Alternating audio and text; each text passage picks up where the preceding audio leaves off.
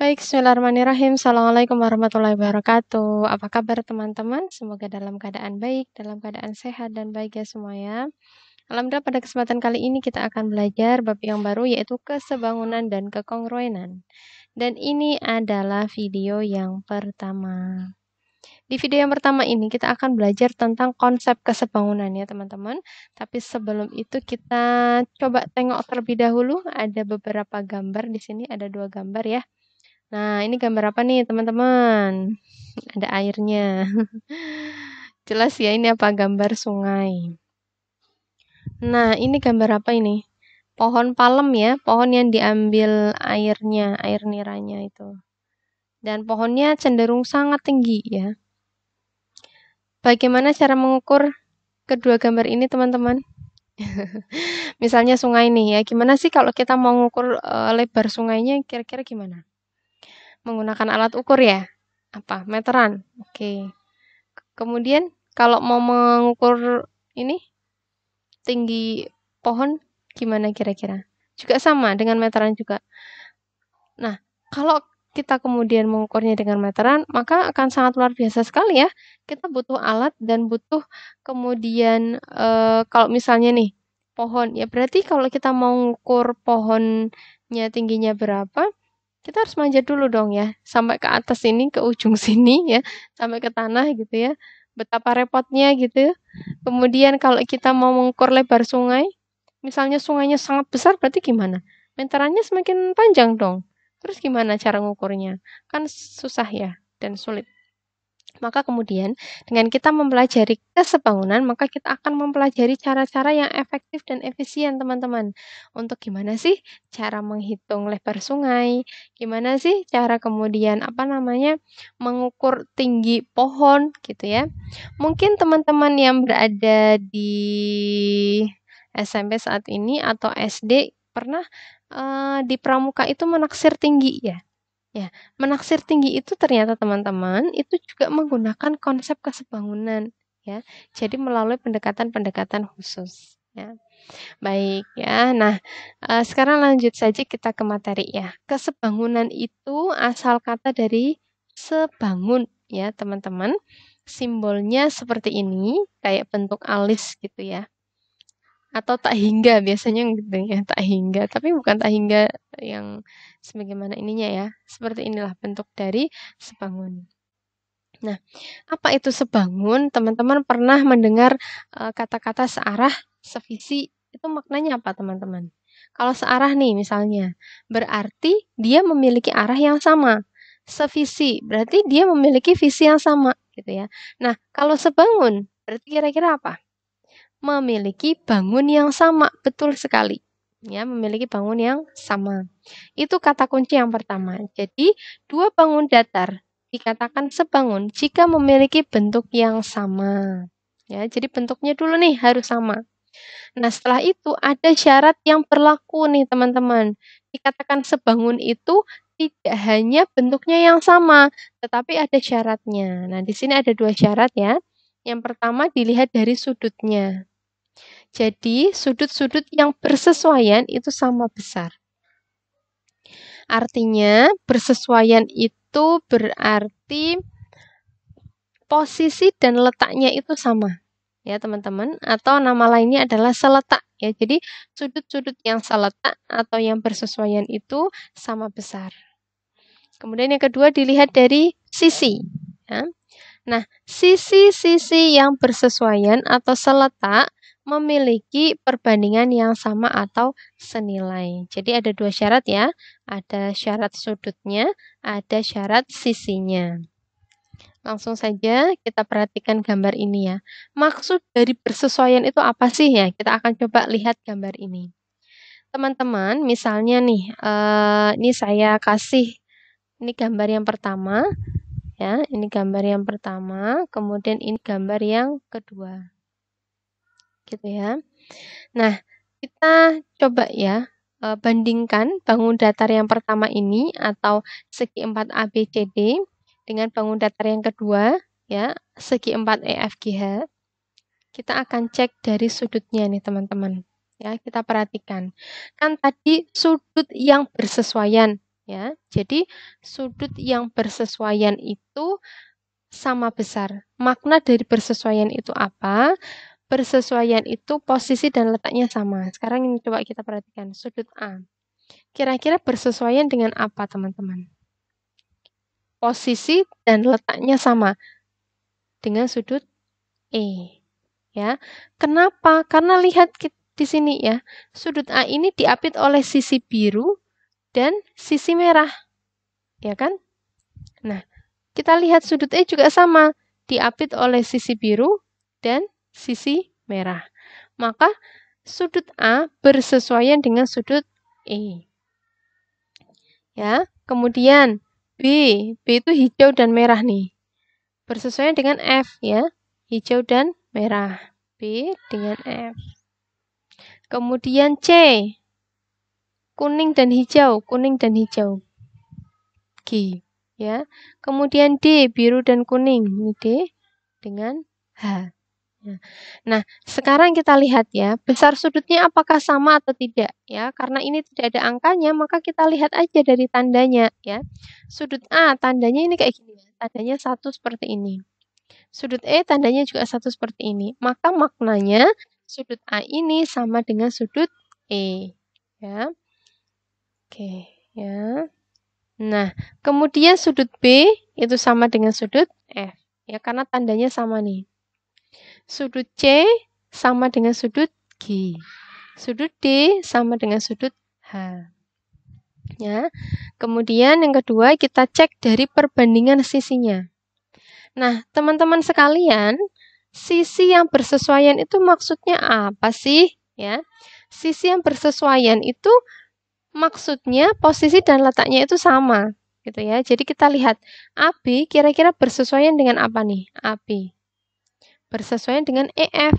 Ya, kenapa? Karena kan sama-sama merah, ya. Merah itu dibandingkan dengan merah. Hijau itu juga dibandingkan dengan hijau, kuning dengan kuning, biru dengan biru, ya. Sehingga AB bersesuaian dengan EF, ya. Kemudian BC bersesuaian dengan FG, CD bersesuaian dengan GH, DA bersesuaian dengan HE. Ya. Nah, sekarang kita coba nulis perbandingannya. Ya. Teman-teman, kalau kita mau nulis perbandingannya, perbandingan sisinya, itu harus konsisten. Misalnya, dimulai dari sisi gambar yang pertama, maka berarti dimulai dari sisi gambar yang pertama terus.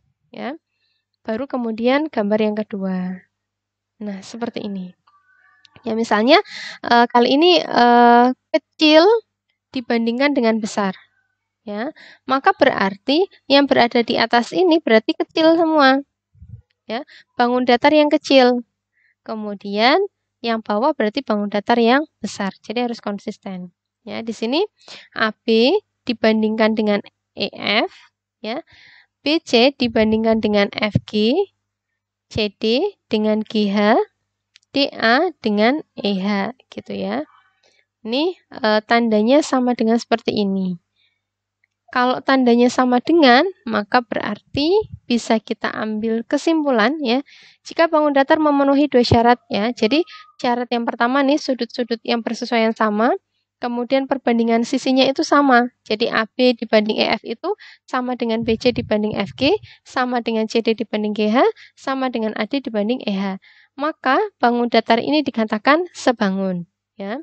Sebaliknya, jika tidak memenuhi syarat tersebut, baik itu ada sudut yang tidak sama besar misalnya, atau ada salah satu sisi yang tidak senilai perbandingannya, maka dikatakan bangun datar ABCD tidak sebangun dengan EFGH ya. Simbolnya seperti ini atau tandanya seperti ini. Nah, kita bisa ambil kesimpulan ya bahwa arti dari sebangun itu bentuknya sama tapi ukurannya berbeda ya. Jadi ukurannya berbeda atau ketika dibandingkan itu sebanding gitu ya.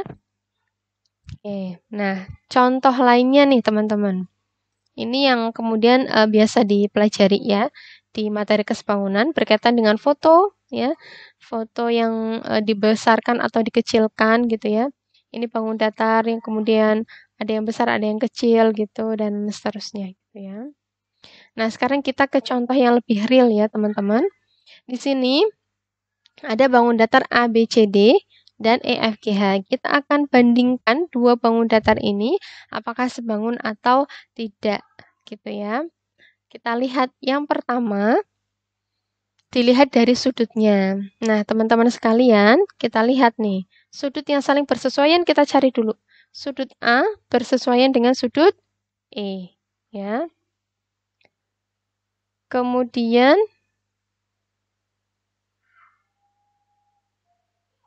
sudut B nih ya, bersesuaian dengan sudut F. Kemudian sudut C ini bersesuaian dengan sudut G, ya. Kemudian sudut D nih ya, bersesuaian dengan sudut H. Oke. Nah, sekarang kita lihat ya, apakah besar sudutnya ini sama atau tidak. Kita perhatikan di sini, sudut A ini siku-siku. Sudut E siku-siku juga ya. Besarnya berapa kalau siku-siku? 90 derajat. Ini juga 90 derajat. Gitu kan? Maka berarti sudut A ini sama dengan sudut E. Sudut B juga siku-siku, sudut F juga siku-siku, maka besarnya juga sama. Dan seterusnya. Gitu ya. Jadi sudut A sama dengan sudut E, sudut B sama dengan sudut F, sudut C sama dengan sudut G, sudut D sama dengan sudut H. Kemudian, perbandingan sisinya. Kita cari ya sisi yang bersesuaian. AB itu bersesuaian dengan apa kira teman-teman? Bersesuaian dengan EF. Kenapa? Karena ini sama-sama panjang, ya kan? Kalau panjang dibandingkan dengan panjang. Nah, ini kebetulan AB ini kan sebagai alas. Maka kita bandingkan juga dengan EF sebagai alas gitu ya. Seperti itu. Jadi AB bersesuaian dengan EF, kemudian BC bersesuaian dengan FG, CD dengan GH, dan DA dengan HE. Gitu ya. Maka seperti ini. Nah, kita bandingkan ya. Kita mulai dari segi 4 yang kecil. Berarti AB kita bandingkan dengan EF. AB kita bandingkan dengan EF, AB-nya 4, EF-nya 8, ya kan? Berarti 4 bagi 8 kita sederhanakan jadi setengah. Kemudian BC kita bandingkan dengan FG. BC per FG sama dengan BC-nya 2, FG-nya 4. 2 per 4 sama dengan setengah. Kemudian ada CD. Ya. CD ini berapa? Karena sejajar dengan AB, maka besarnya sama, yaitu 4. Ya. Begitu juga dengan GH, karena sejajar dengan EF, maka besarnya sama, 8. Ya. 4 per 8 kita sederhanakan jadi setengah. Kemudian satu lagi, AD kita bandingkan dengan EH gitu ya. Maka 2 per 4 hasilnya adalah setengah. Nah, teman-teman sekalian, kita bisa perhatikan di sini ya. Jadi, hasil perbandingan sisi yang bersesuaiannya itu kita lihat ini ya. Kita lihat ini ya. Hasilnya berapa nih? Ini hasilnya setengah. Ya. Ini juga setengah. Kemudian ini juga setengah, ya kan? Ini juga setengah. Ya. Nah, perbandingan sisinya itu sudah sama semua nih, setengah, setengah, setengah, ya. Berarti sudah senilai. Ya, jadi kita bisa tuliskan AB per EF sama dengan BC per EG, sama dengan CD per GH, sama dengan AD per EH. Ya. Sehingga kita bisa tarik kesimpulan, karena sudut yang bersesuaian sama besar, di sini sama besar, dan perbandingan sisi yang bersesuaian sama, atau senilai, maka persegi panjang ABCD dan EFGH sebangun. Ya. Jadi kembali lagi mengingatkan bahwa sebangun itu bentuknya sama, ukurannya berbeda ya, ukurannya berbeda, dan sebanding. Gitu ya teman-teman ya. Nah ini ada latihan nih teman-teman. Kita bisa latih ya, mencari pasangan yang sebangun. Ya. Gambar 1 dibandingkan dengan gambar yang mana nih ya, dicek apakah sebangun atau tidak. Baik, itu saja teman-teman yang bisa kita sampaikan dan kita bahas ya. Mudah-mudahan bermanfaat dan terus banyak berlatih. Jangan lupa subscribe bagi yang belum subscribe video atau channelnya. Kurang lebihnya mohon maaf. Wassalamualaikum warahmatullahi wabarakatuh.